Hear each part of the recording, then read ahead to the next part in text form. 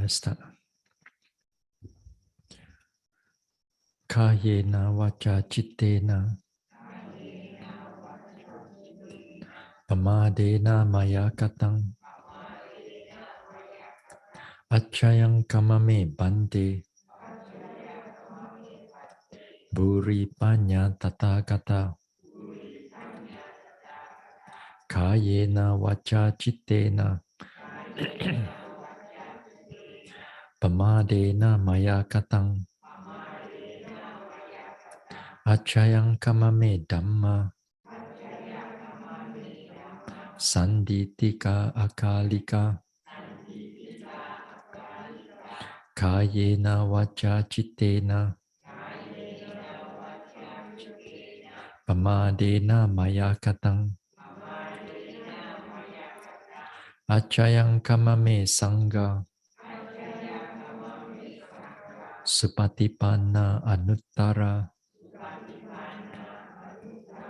sadhu. Namo tassa bhagavato arahato samma sambuddhassa.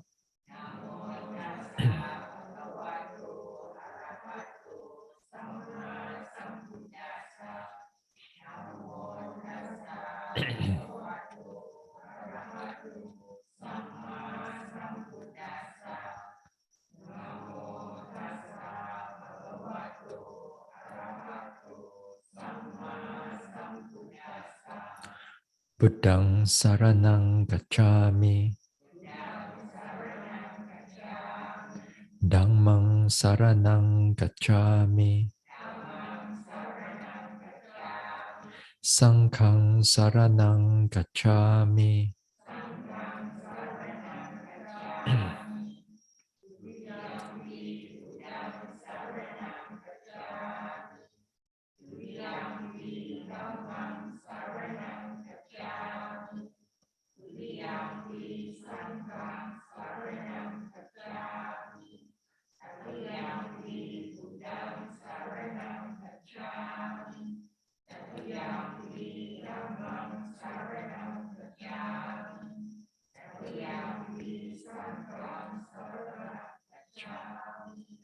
Tisarana gamanang paripunang panatipata veramani sikkhapadang samadhiyami.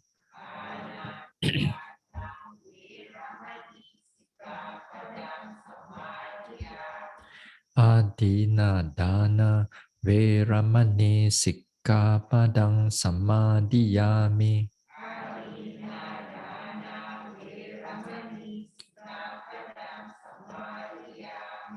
Abrahmacharya veramani sikkhapadang samadhiyami.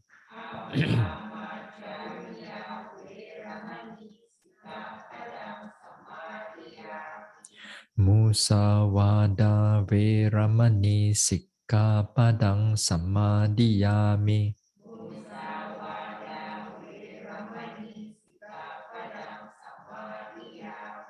Surameraya majapamadatthana veramani sikkhapadang samadhiyami.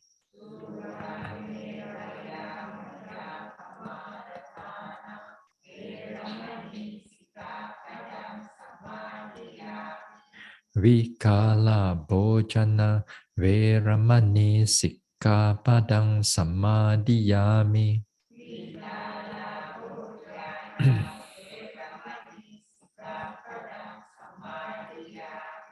Nacha Gita Vadita Visuka Dasana Malaganda Vilepana Dharana Mandana Vibhusanathana Veramani sikkhapadang samadhiyami.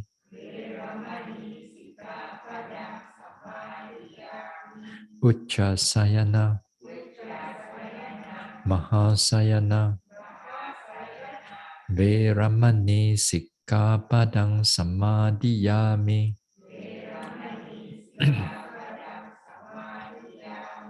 Idang me silang Magapala Jnanasa Pachayo Hotu Appamadena Sampadeta Sa.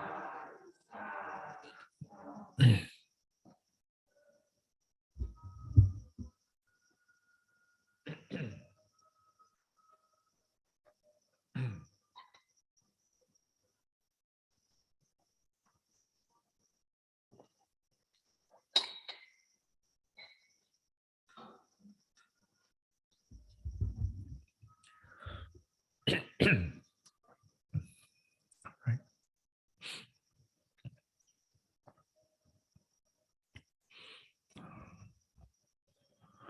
Yeah, let's start with guided mudita.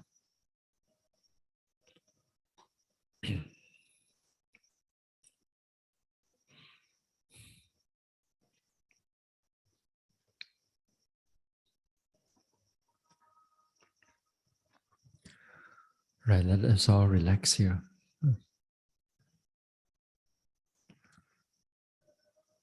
Keep the mind open. Let go of all the thoughts, planning.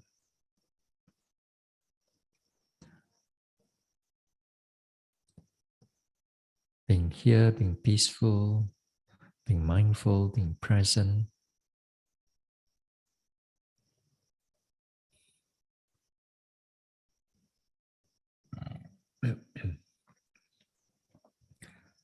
Let the body relax. All the fatigue, tiredness, we let it all go. Relax from top of the head. Relax the forehead, the face. Relax the neck and shoulders and arms. Relax the chest. Relax the stomach area. Relax the back, spine. Relax the buttocks. Relax the hips, thighs, knees, calves, ankles, soles. So relax the whole body, keeping the mind alert and peaceful.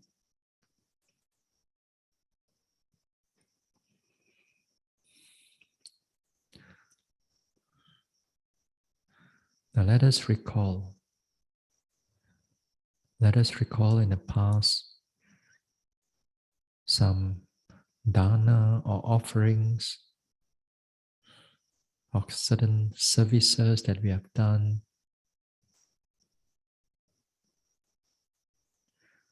Recall them, and we feel happy about it. Full of joy, full of happiness due to that act of generosity or kindness. Or bring about that type of happiness to oneself and also to all beings.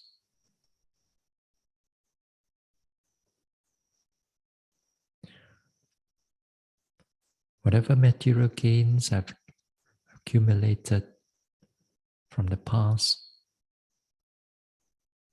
present or future, may all these gains do not be lost, do not disappear, do not diminish. May all these gains able to increase for my happiness, for my joy, for my welfare, for my well-being.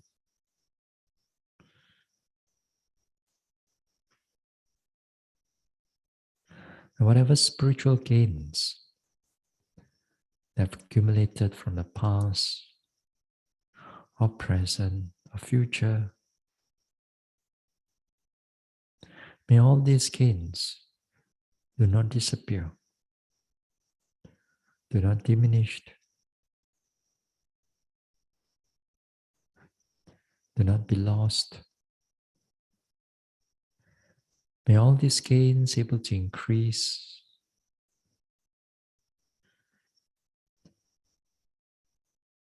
for my happiness, for my joy, for my well-being, for my welfare, and for my spiritual growth, until I realize Nibbana. May all these gains, spiritual or material, may all of them do not be lost. May all of them able to increase for my happiness, for my welfare,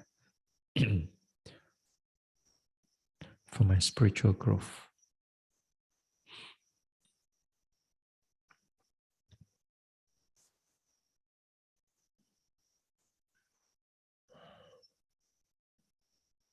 Now let us expand further.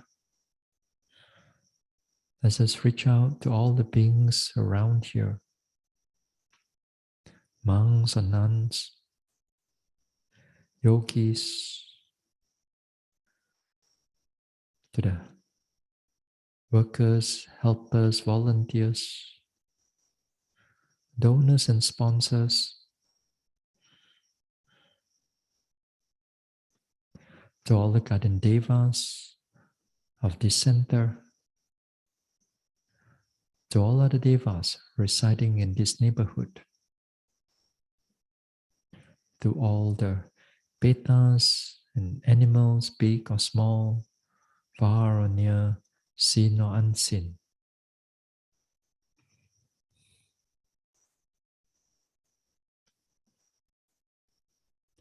Whatever material gains we have accumulated from the past or in the present or will accumulate in the future, may all these gains do not be lost, do not disappear.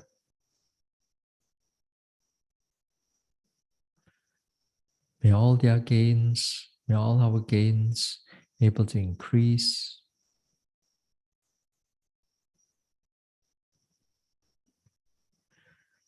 for our happiness, for our welfare, for our well-being.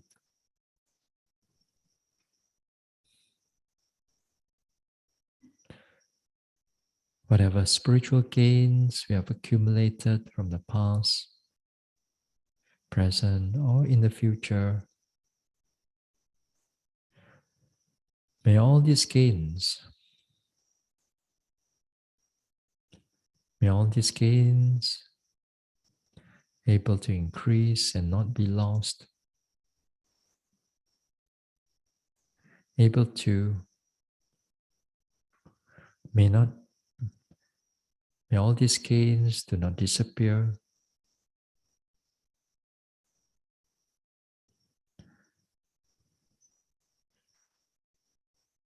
May all these gains give rise to happiness,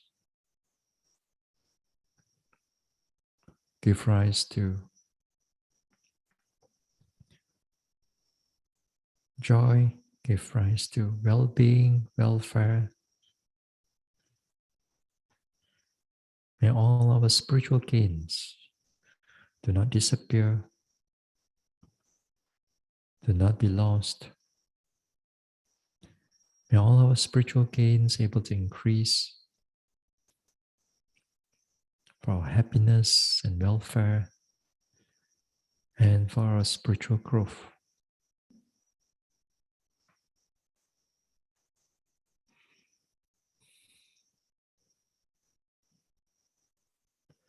May all our gains do not disappear.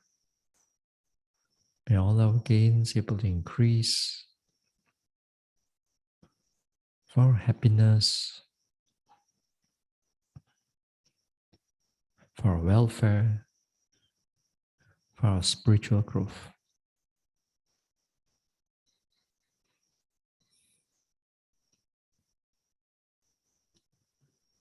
Let us all spread further. Spread the mudita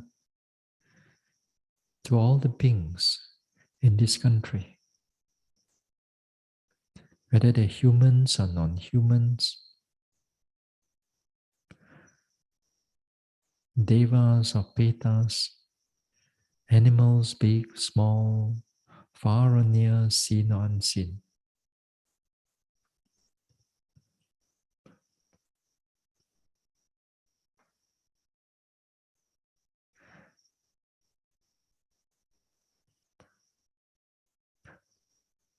Whatever material gains they have accumulated from the past,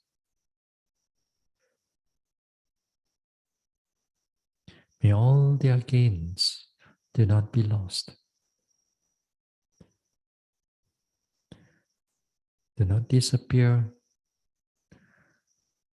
May all their gains able to increase.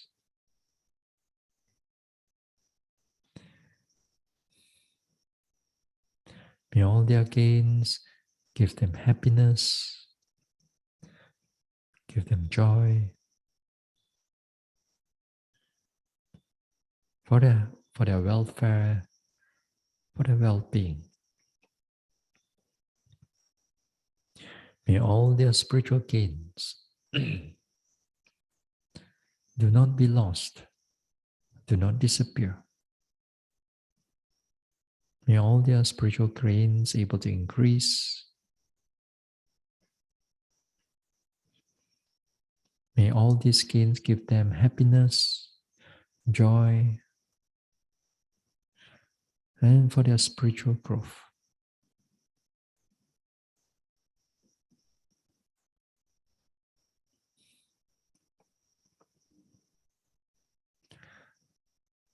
Now let us expand the mudita. Let us expand the mudita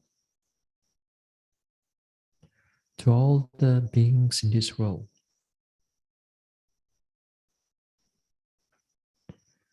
May they be our loved ones near or far away.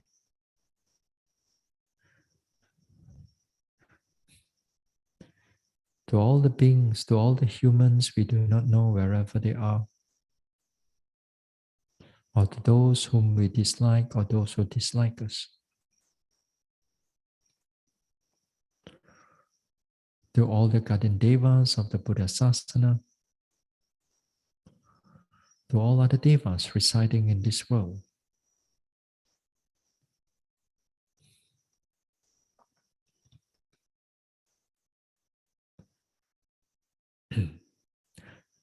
To all the petas, to all the animals, big or small, far or near, seen or unseen.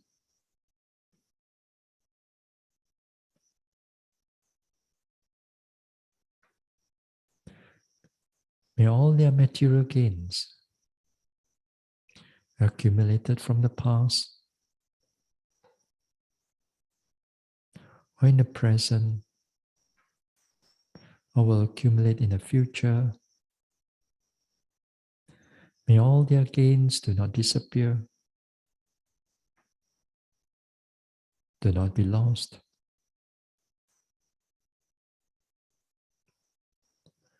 May all these gains give them able to increase, give them happiness, give them joy.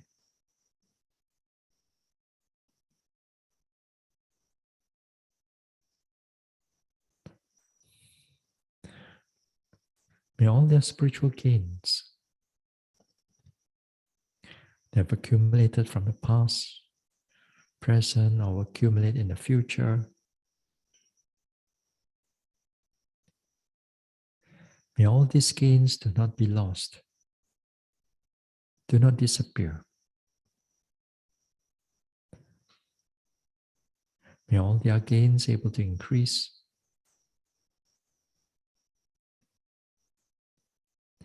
May all their gains give them happiness, give them joy. for their well-being, for their welfare,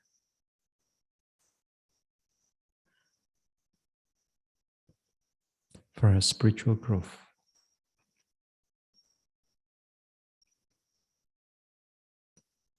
May all beings in this world able to live happily with themselves and happily for others, not living in jealousy or envy.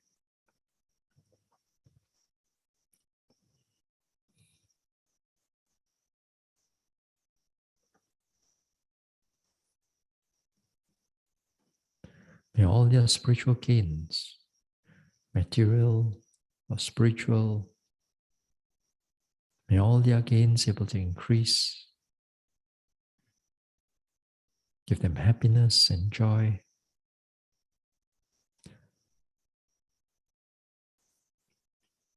and for their spiritual growth.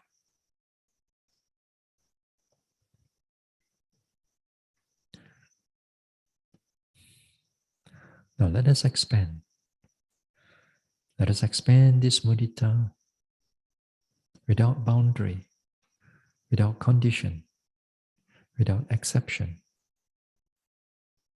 to all beings in this universe or universes, to all beings from the highest planes of existence down to the lowest planes of existence, and all the beings in all the world systems.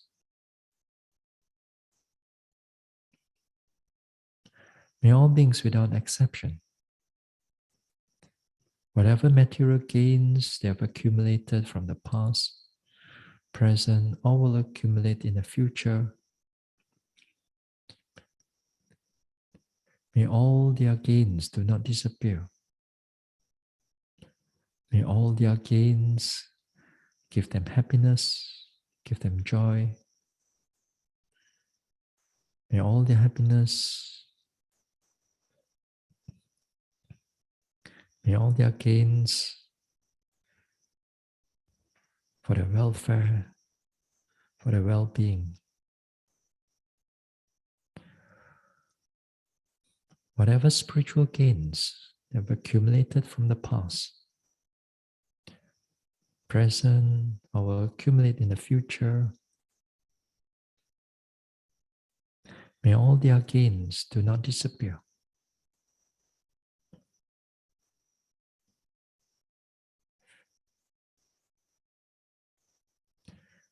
Do not be lost. May all their gains able to increase for their happiness, for their welfare, for their spiritual growth.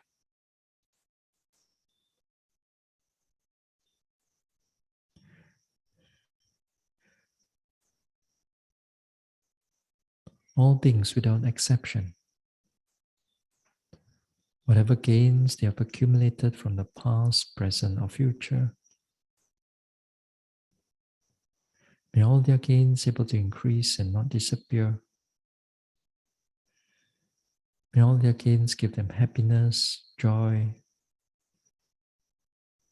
and for their spiritual growth.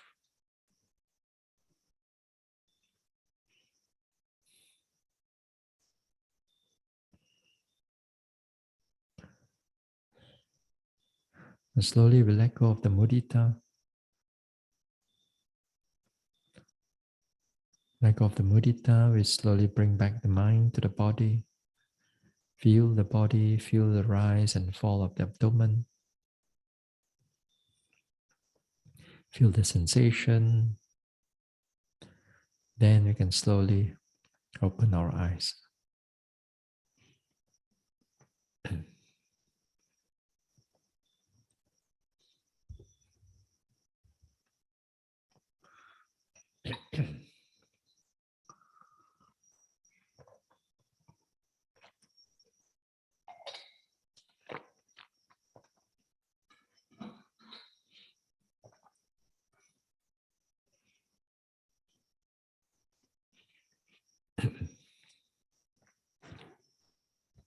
Okay.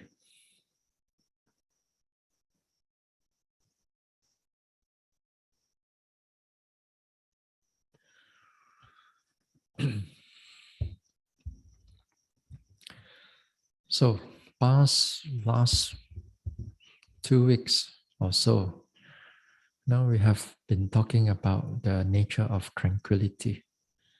Uh, So, as I said, in the in the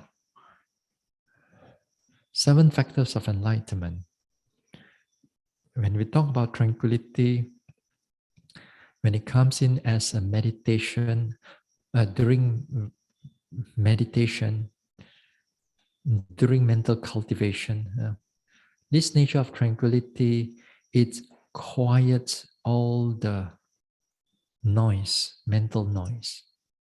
Uh, Therefore, when it quiets all the mental noise, that is to say, your thinking, your memories of the past, future, not only it calms the mind, it calms the mind also in a way it calms the body. The body is not so fidgety, quiet, calm, stable, and so on.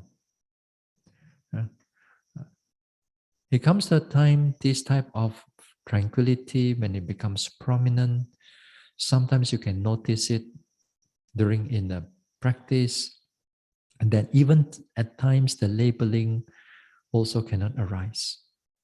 Not that you do not want it to arise, even you want it to arise, it cannot arise. But the noting mind is still going on perfectly. Yeah.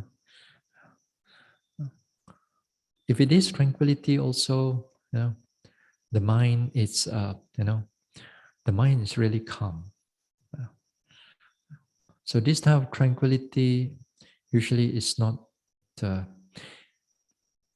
easy to come by. Usually in the beginning of a retreat, we don't see much of this tranquility. It's only when it's getting in the deeper aspect of the retreat, this tranquility becomes much more clearer. Yeah?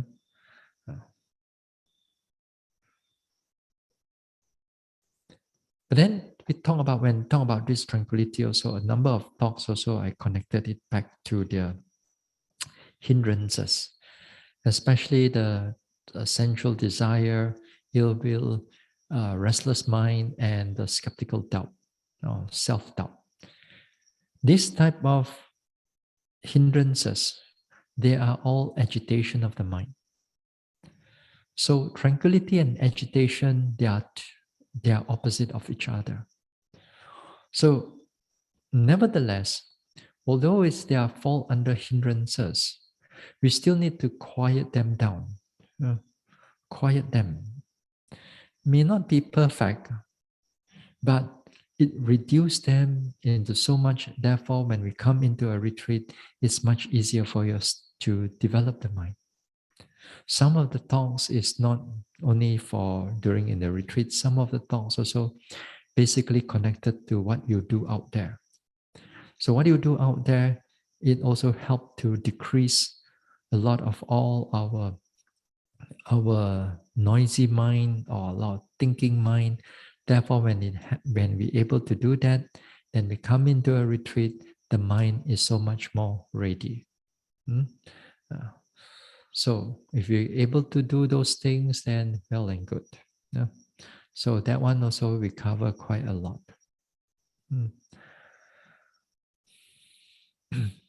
Now we go on to the next factor of enlightenment. The next factor of enlightenment, this is the concentration factor of enlightenment. Samadhi Sambojjhanga. Now again, as I said, this tranquility, samadhi, and also upekkha. These three falls under the calm group. Fall under the calm group. Whereas the first, no, not the first one, the second, third, and fourth, they are the active group. They're active group or more energetic group. So again, as I said, that during the tranquility also, when a yogi experience peace, but it says that they express themselves and they say they experience peaceful, I'm so peaceful. Different yogi experience the peace quite differently. Some experience it through the way of tranquility because it's more clearer to them.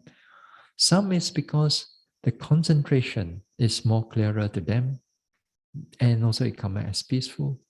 Some, for whatever reason, their equanimity is quite strong and also it's peaceful to them.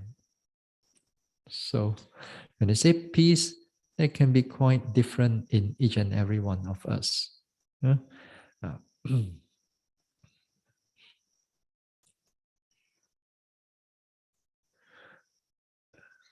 in the concentration, yeah, the nature of this concentration, you see, um, you use the word samadhi, but in the also in the Abhidhamma, they use the word ekagata.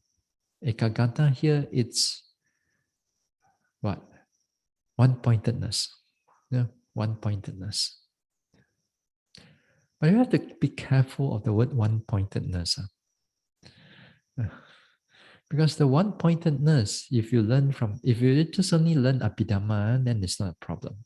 But when you're going to transfer the word one-pointedness into Vipassana, it can get quite confusing actually. But it's actually, we still have one-pointedness, not to say that we don't have, but it's much more faster type of one-pointedness.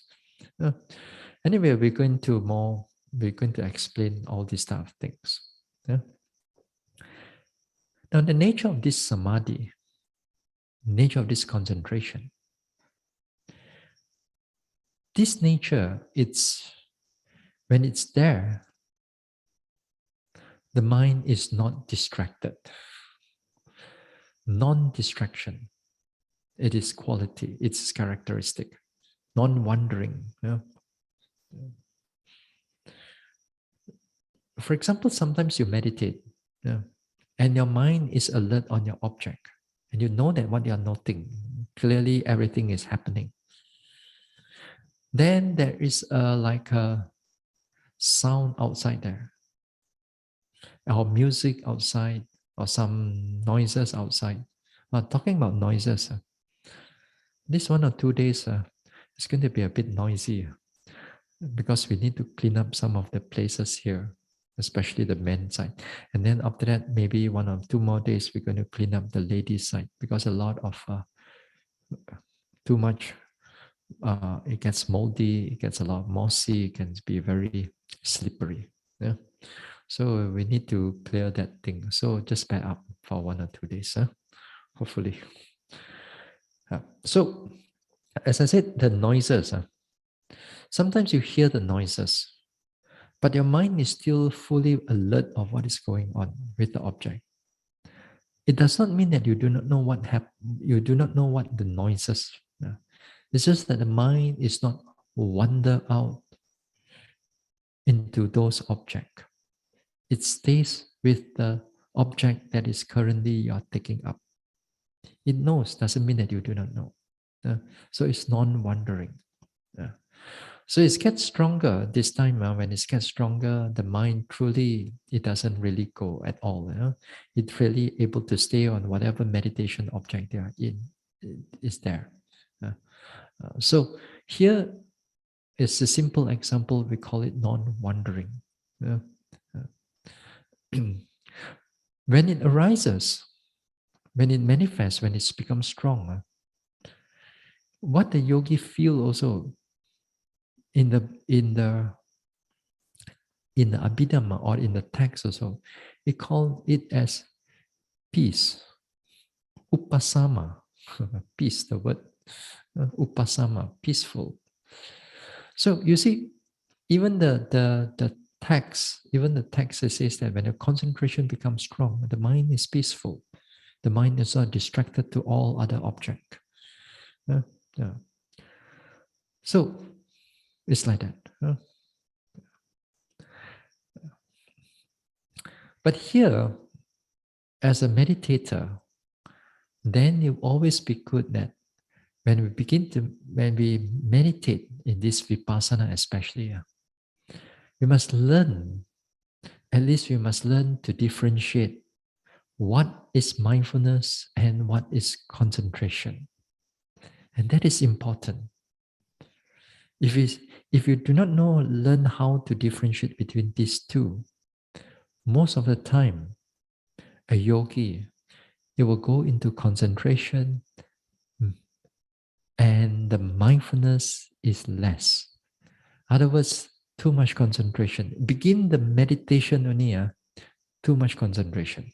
Mindfulness is not being built up together on par with the or the same level with the concentration. So because of that, when they are not properly guided, usually the concentration will go more than the mindfulness. In other words, progress is not going to be there or very slow. Very slow. Take for example, some yogis when they meditate, because of whatever study or thinking that they have, then when they come into vipassana meditation, they only want, their mind is like totally there only. They study one-pointed, then one-pointed, no, one-pointed. Everything, every object that you take note of, that the yogi take notice of, then it's like that.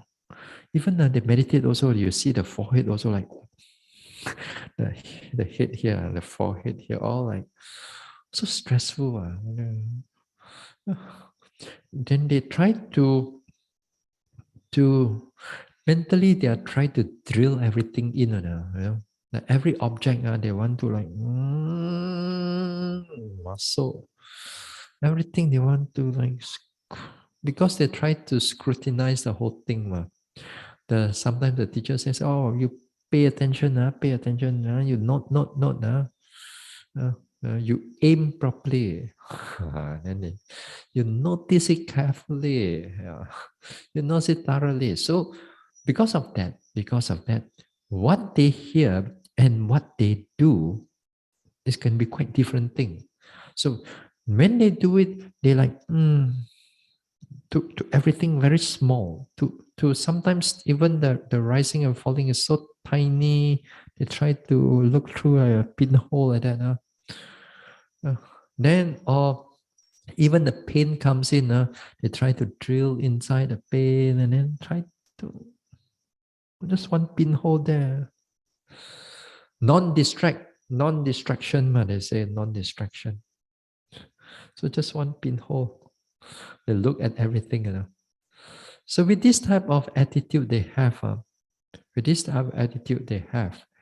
then they do it again and again. Then many times they will end up with no progress.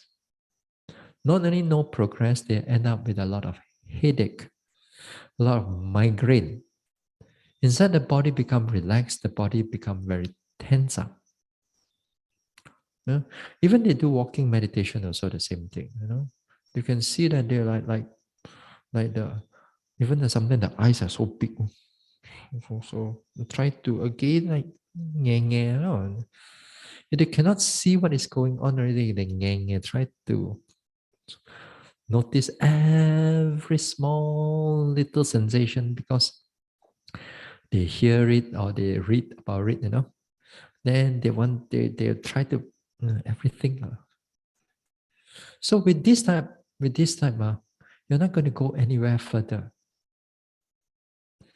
You're trying to do, but you are actually right now, you're just overdo a lot of things.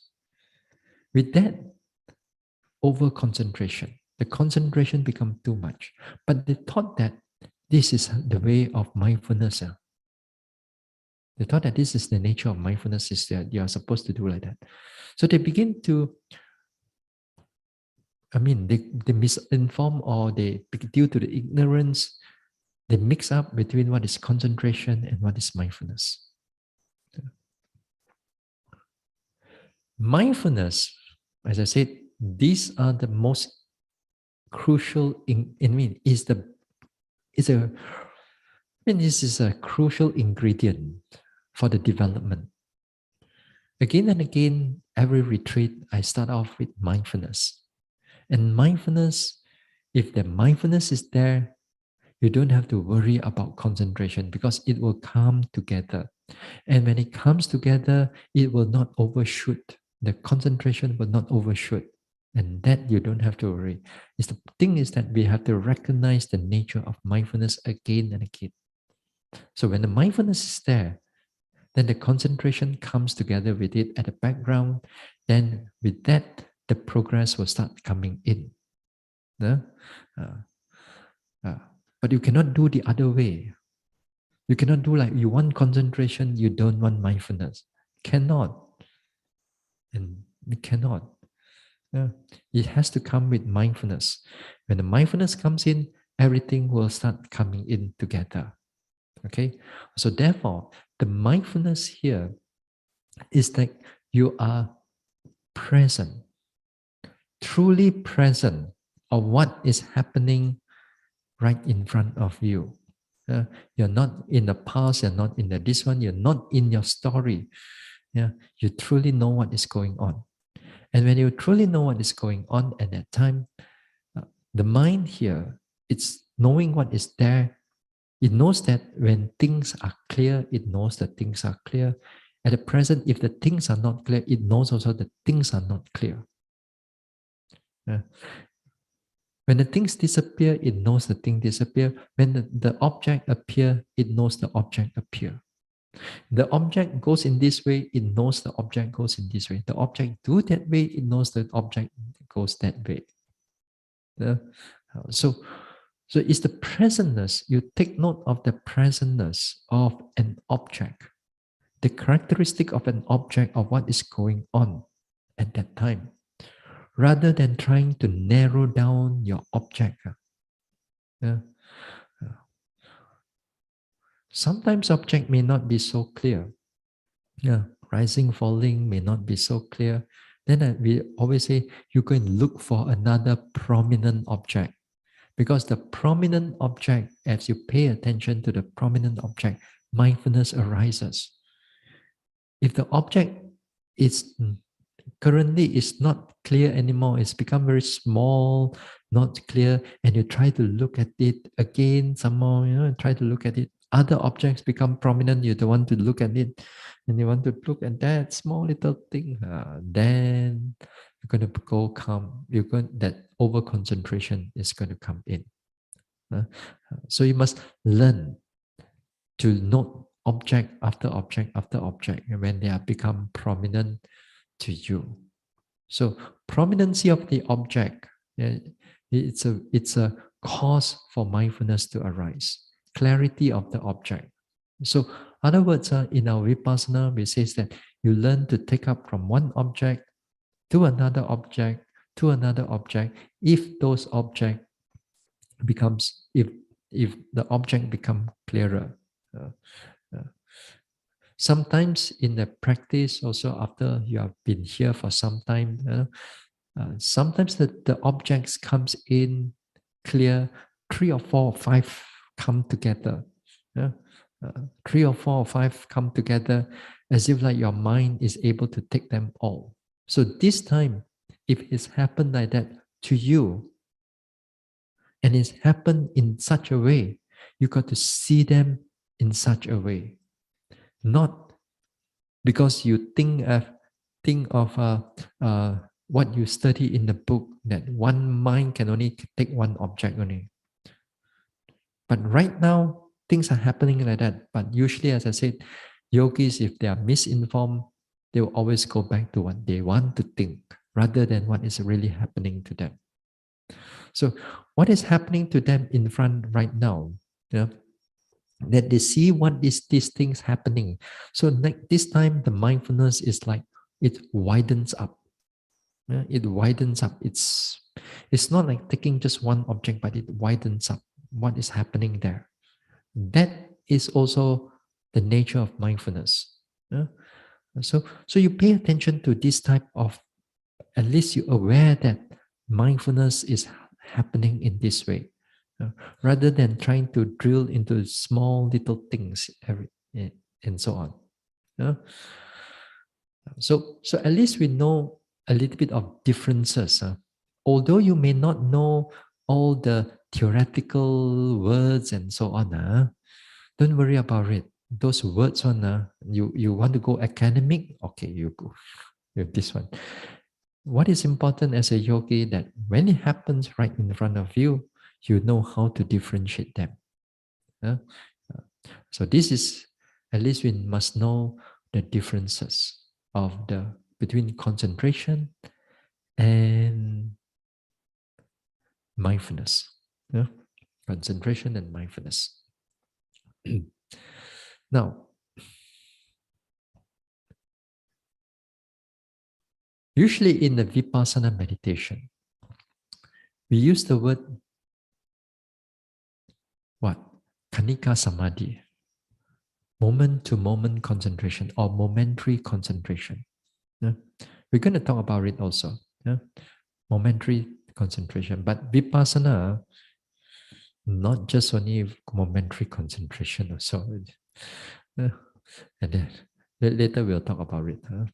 Now, in samatha, we have, again, due to the development, they also give different name for the concentration. In samatha meditation, there is what we call a preliminary concentration. Then after that, you have assess concentration, upachara samadhi. Then after that, you have apana or absorption concentration. Three levels of concentration. The lower level of concentration, preliminary, that means there's a lot of hindrances. All the 5 hindrances is still attacking the mind. Whereas I come to the excess concentration, the hindrances is already minimized or it's not attacking at all. Okay, second level. The third level, there is no hindrances, but the mind is fully absorbed into the object. Absorption, not absorbed in the object, just absorption. So the mind is absorbed. There are this, like for example, when you are doing what? Let's say anapanasati, in breath, out breath. Now, in breath, out breath, and it's begin with the in breath, out breath is a samatha way of doing things. Then, in the beginning, when you're taking up the in breath, out breath, and also you label in, out, in, out. But here, when we do the in breath, out breath through a way of samatha, we are not looking into the characteristic. We don't have to worry whether it's warm or cold, whether it's changing this way or that way. We don't have to. We just follow the in breath, out breath, in breath, out breath. Once in a while, you may know that it's long or short, but that long or short is not the particular thing. It's not the particular thing that you should look at. It's only for you to just take up the in breath, out breath. Then, in the beginning part, all the thinking comes in, all the hindrances comes in. Then you got to put all those things aside as best as you can. And that also you need mindfulness. So you take this mindfulness, again, in breath, out breath. So everything also, even in the preliminary concentration or preliminary level, mindfulness is always important, not concentration. Concentration will becomes more prominent in the later stage.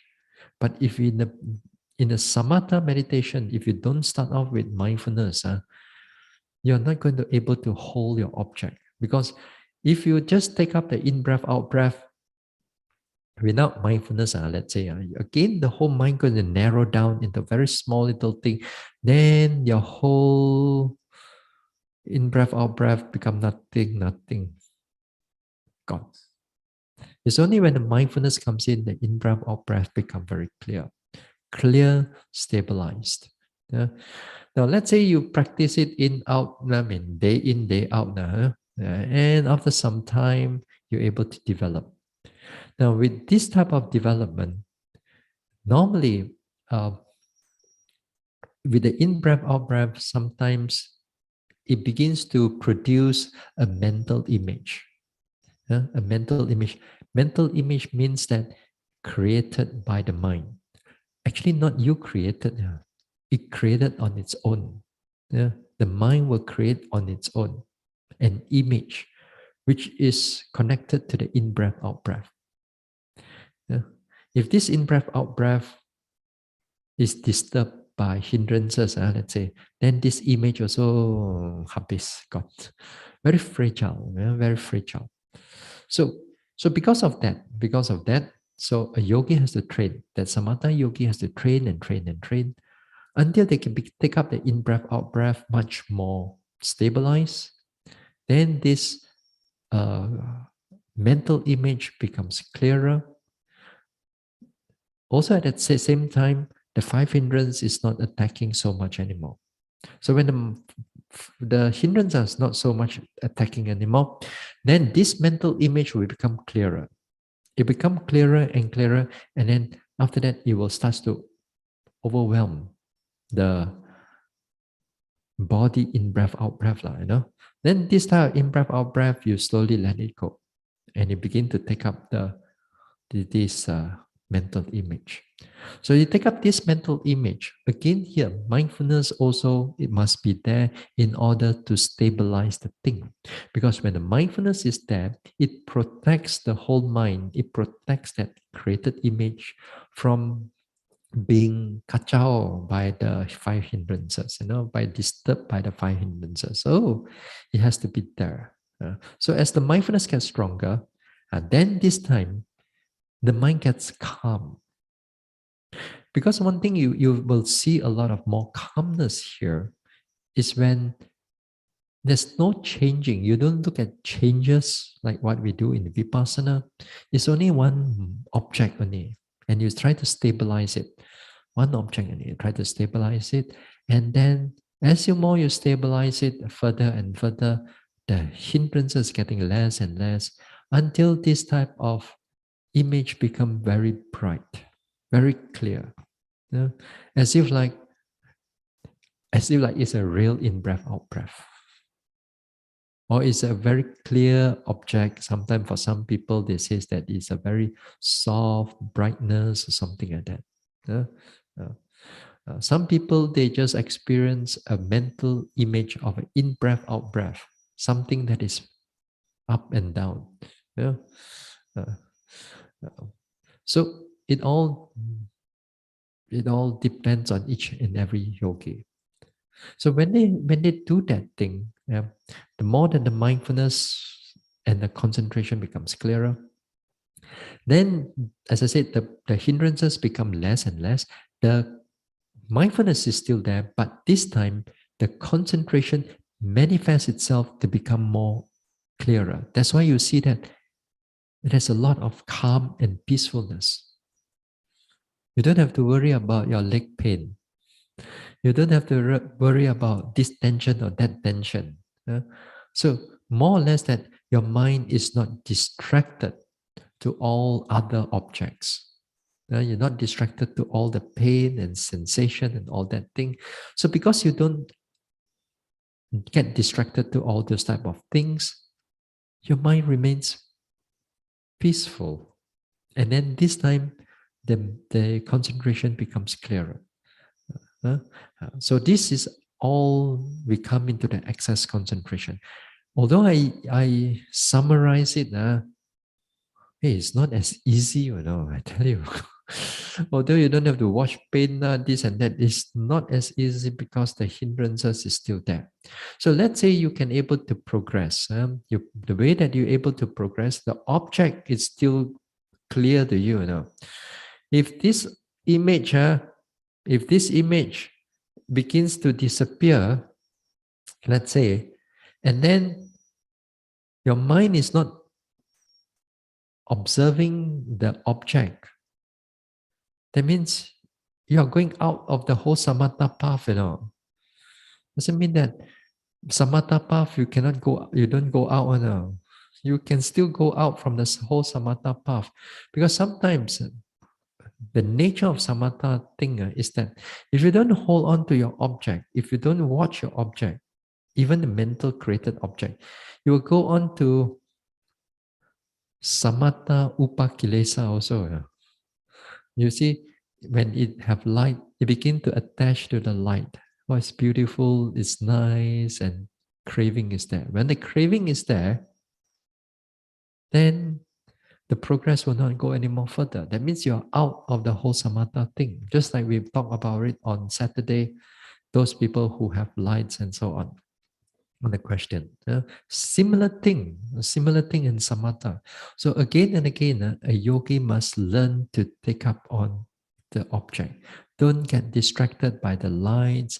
Don't get distracted by the calmness. Don't get distracted by a lot of other things.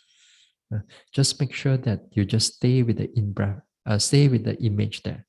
The more that you're able to stay with it, then the mind gets go into deeper and deeper until when it becomes mature, then in the third level of concentration, which is the appana samadhi. The absorption concentration. In other words, the mind is truly absorbed into it. Uh, absorbed into it, and that time all the hindrances is gone. When you absorb into it, doesn't mean that you're asleep, Sometimes people thought that they go in meditate, samatha, in-breath, then off. Then they wake up again.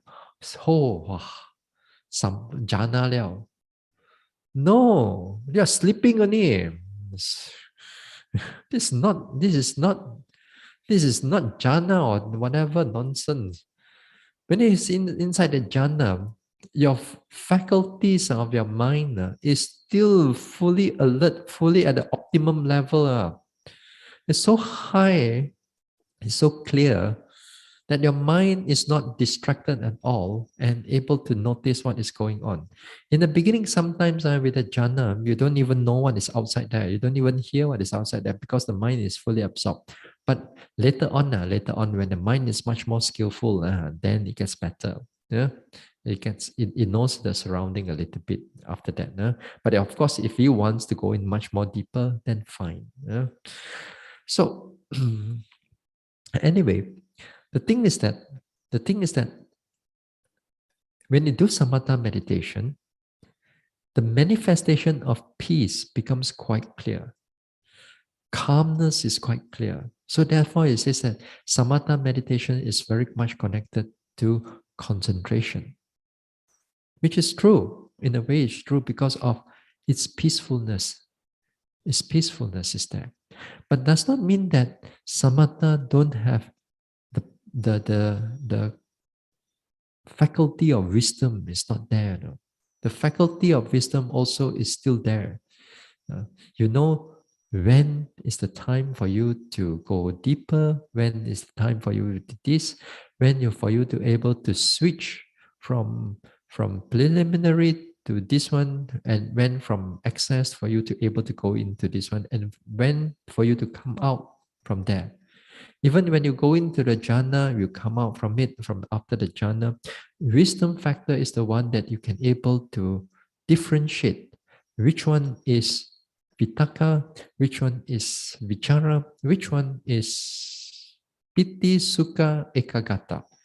Without a strong wisdom, without that penetrative wisdom to able to differentiate, to discriminate this state of mind, if you don't have that wisdom, you'll still come out mong cha cha also.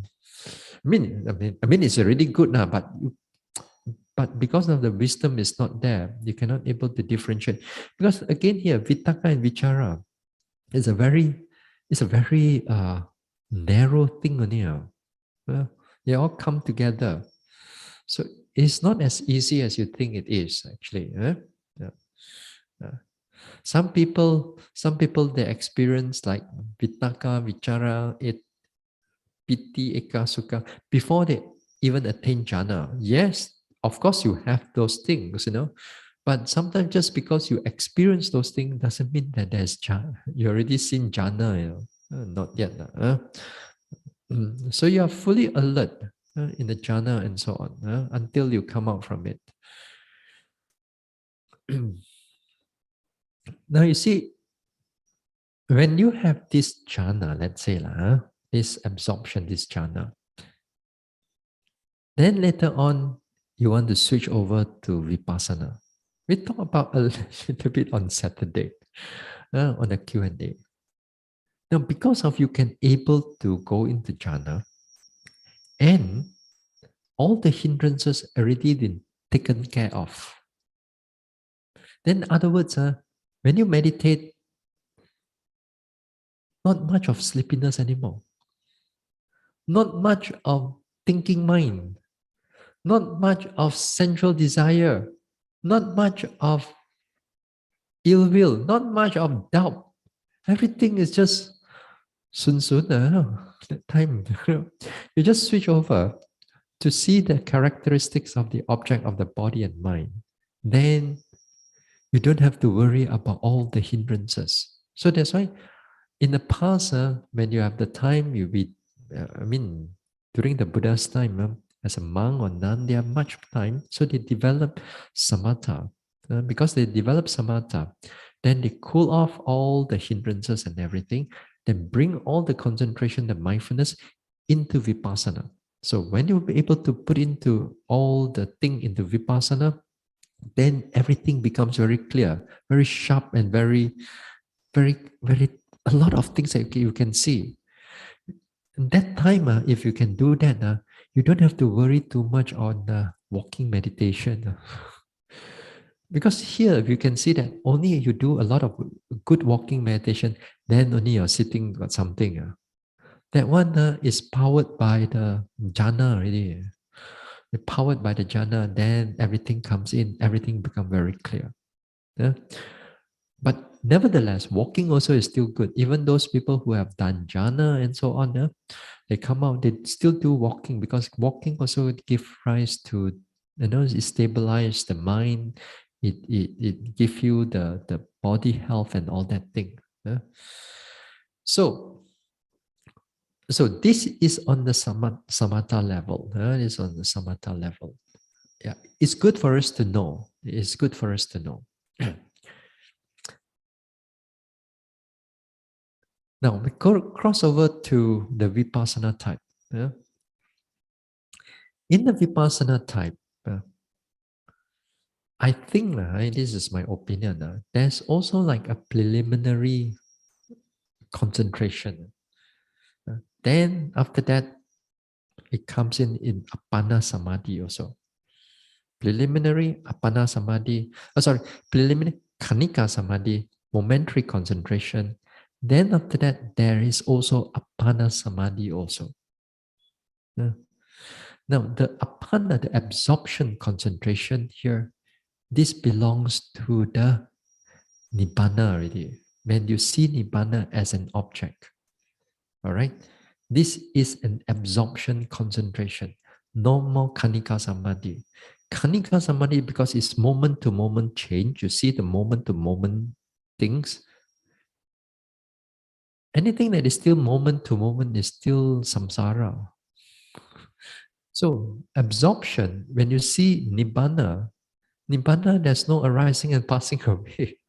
And so, therefore, it cannot be called kanika samadhi anymore. Yeah. Uh, so, so that one, it's absorption concentration already. Yeah? So you don't have to worry about that one. What is important here is the kanika samadhi. Some people says that when you start vipassana, it's all kanika samadhi. But for us, without the jhana one, we call it the dry inside worker. Yeah? Vipassaka, I forgot the word. Vipasaka Yanika, the dry insight worker. Anyway, uh, what happened when we begin without all this samatha meditation? Without all this type of jhana and excess concentration and so on. In other words, the mind is not trained in the beginning. We come in with zero development. Let's say in this life, don't talk about past life. In this life, we start off with zero meditation. So when you start off with zero meditation, then you want to build up something. During that time, you fill up with a lot of all your hindrances. You notice your rise and fall. After that, what do? You go into a lot of thinking. If not thinking, you go into a lot of sleepiness, especially when we meditate at home. And we don't regularly meditate, let's say, we don't regularly meditate. Once in a blue moon, we meditate. Then the moment you sit down, in breath, out breath, or rising, falling, sleep. Rising, falling, then you go into a lot of your thinking about your work, thinking about your life, thinking about family, thinking about this and that. So all these type of things, that means you haven't really achieved Kanika Samadhi yet. Yeah. You're still in what we call a preliminary concentration. That means it's still bombarded with a lot of hindrances.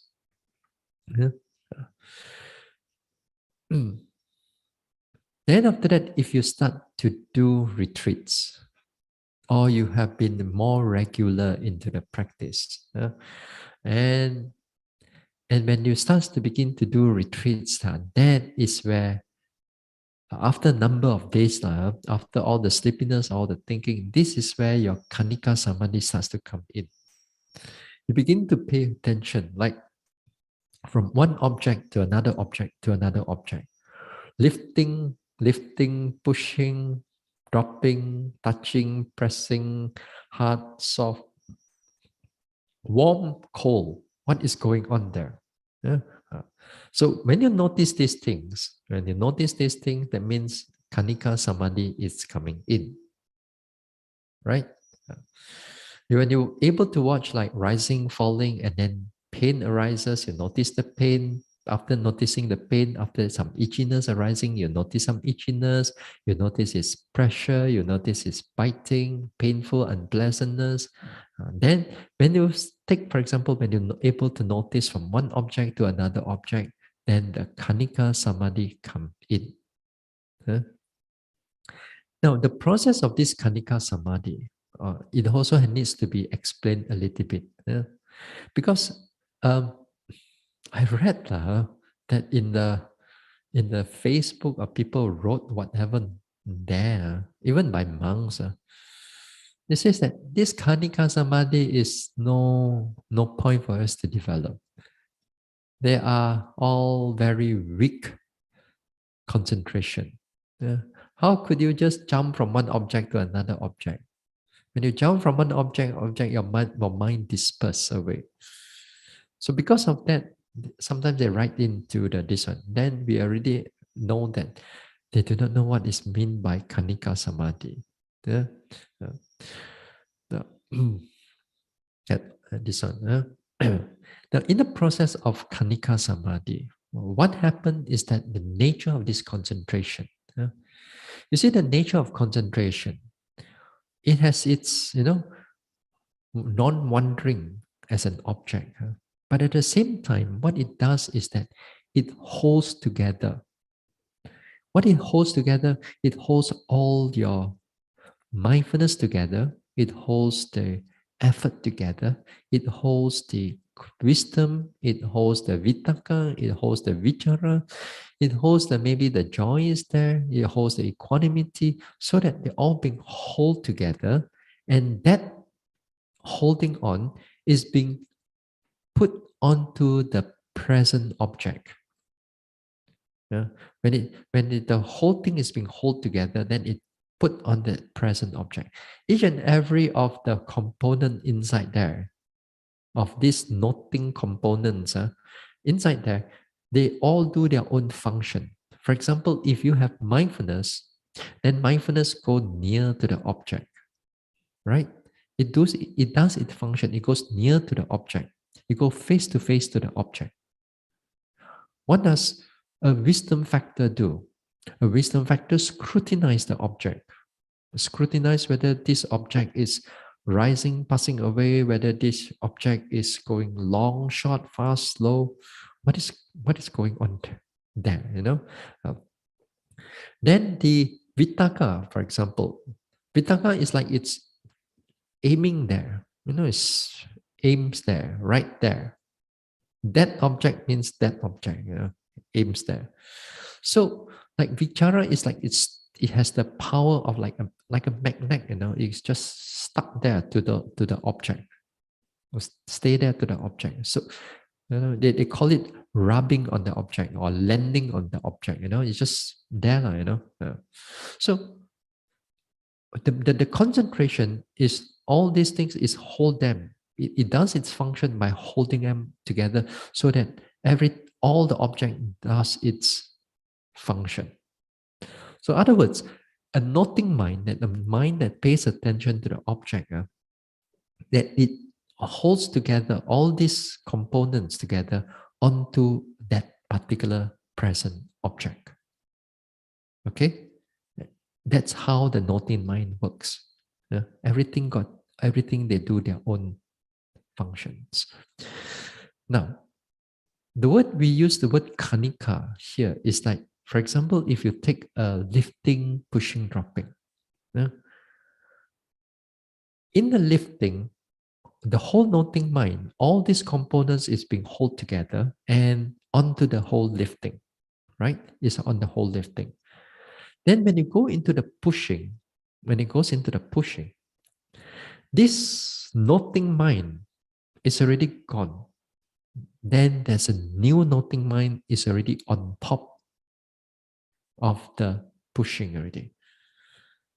So when there's a new noting mind comes in at this process, again, the samadhi holds them all together and all the other things is functioning on the pushing right now. Again, when it goes into the dropping, this noting mind is already gone. Then it goes dropping, the new noting mind is observing on the dropping. That means again here, it holds them together. In the beginning process, when we talk like that, and normally you don't see like that. Normally what happens is that you just note lifting, pushing, dropping. You may note three parts, but you don't note the three part of the mind. The mind is just only one stretch only. That is in the beginning. What happened. But what behind it that you don't see in the mind is that one thing, a new noting mind is and the old noting mind gone, the new one come, go, come, go, come, go. Yeah? So and sometimes in your practice also, objects may change a little bit more faster.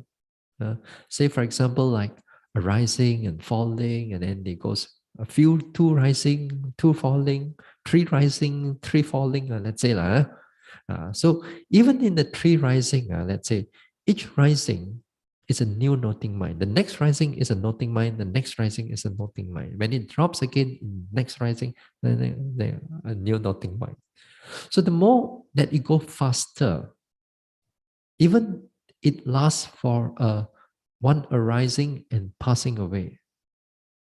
Then you begin to see vibration, let's say, like a lot of heartbeat pop, pop, pop, pop here and there, or sometimes even faster than that, like arising and passing away, things happening as they are. A single moment of you noting arising and passing away is a single noting mind that is taking place already. Then you notice another arising and passing away. This noting mind is also arising and passing away. And arising and passing away together with that object. So that's why it's called momentary concentration, because the concentration only lasts a moment. A moment of arise and pass away, then a new one arise and pass away, a new one arise and pass away, arise and pass away. Understand? 明白吗? I'm talking Greek.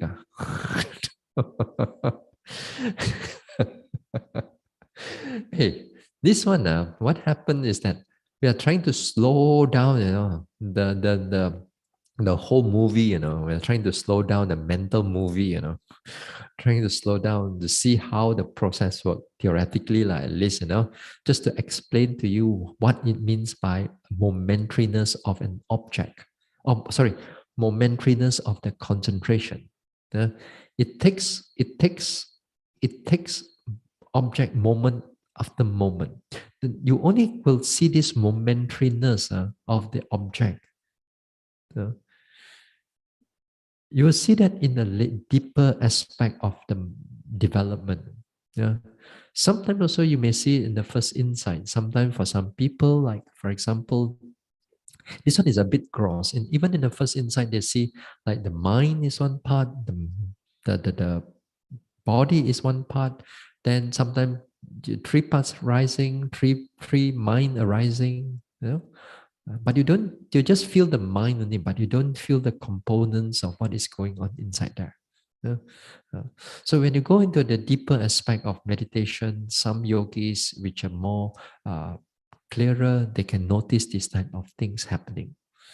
So the momentary concentration, it takes moment arises, it disappear, together with the object arises, disappear, arises, disappear, arises, disappear, both of them together. So even like you, for example, you notice 5 objects coming together. Actually, there are five arising and passing away of the noting mind is already happening inside there. It's just that we don't see the quickness of that mind. Uh, so this is what you call momentary. One object to another object, to another object, to another object. Now, with this type of momentariness also, in the lower level of insight, when we are just beginning of development and so on, then this concentration still being cut out by all your hindrances also.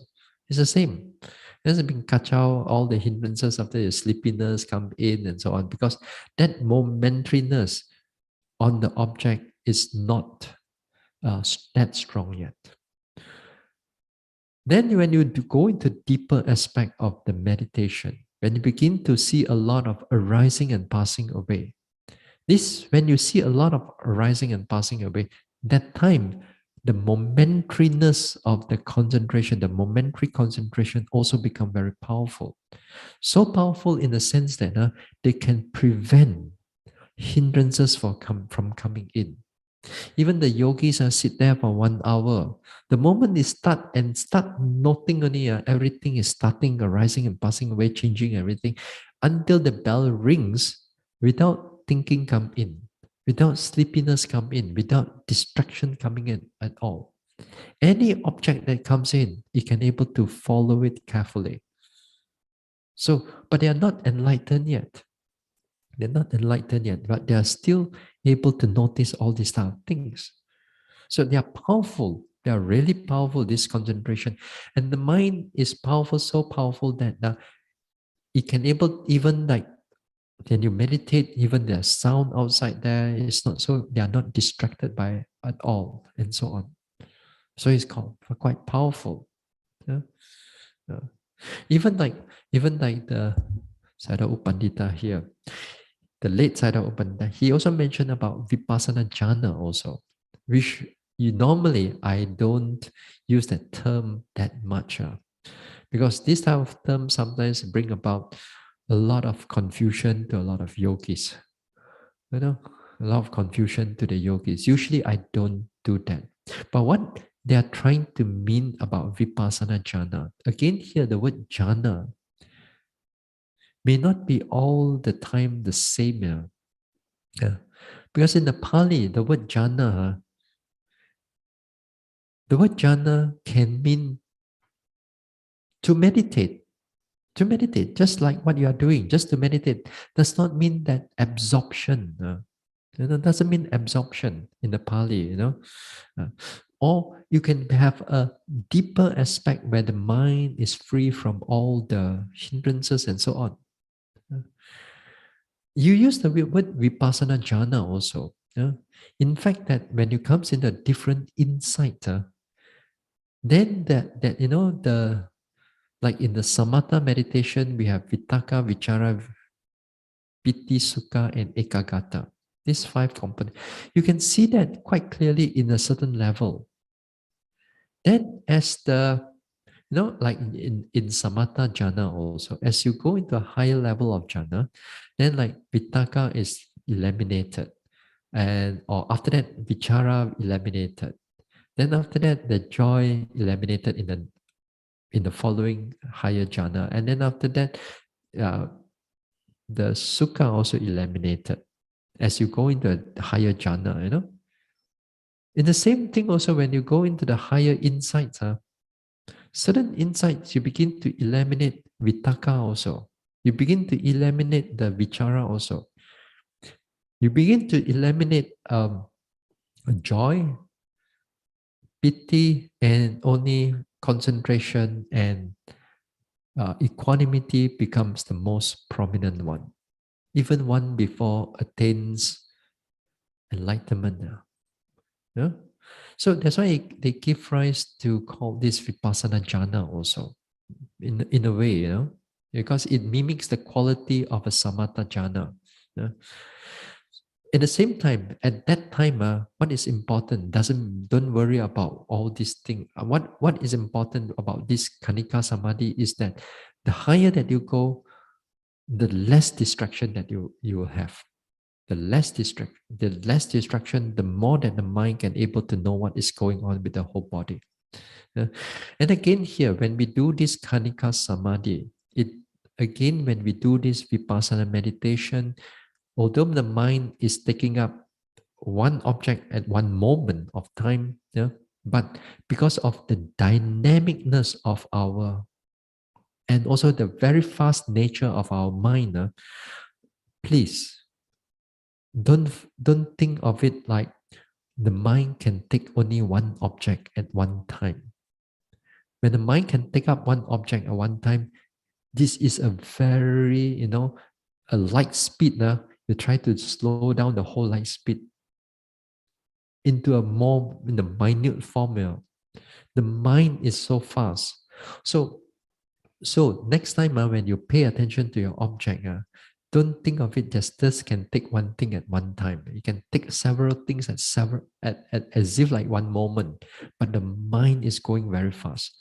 The book is correct. Not the book is not the book is not wrong. It's just that how you interpret it is wrong. Yeah. How we interpret it is wrong. The book is right. It's only right when you go into a deeper aspect of vipassana meditation. Then every moment of arising and passing away, you also see the arising and passing away of that noting mind. Then that time, the mind disappear, object disappear, mind arises, mind disappear. At that time, you actually see the mind take up only one object at one time. Then that time is right. So before that, don't worry about it. Just note whatever that is coming in. Okay. So this is a little bit on the concentration. Tomorrow we're going to talk about a little bit more on the different aspect of concentration. Okay, we'll stop here for the night.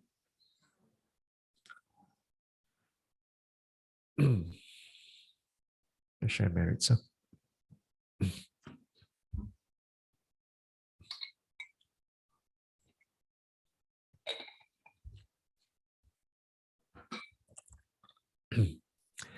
Idang me bawanang nibbanasa pachayo hotu. May my mental cultivation be a condition for the realization of Nibbana. Imang no punyabagang sabba satanang Dhamma, we share these merits with our departed ones, with all beings, and all the devas. Sabbe satta sukhi hontu anumodantu. May all beings be happy. May they rejoice in these merits. Sadhu, sadhu, sadhu.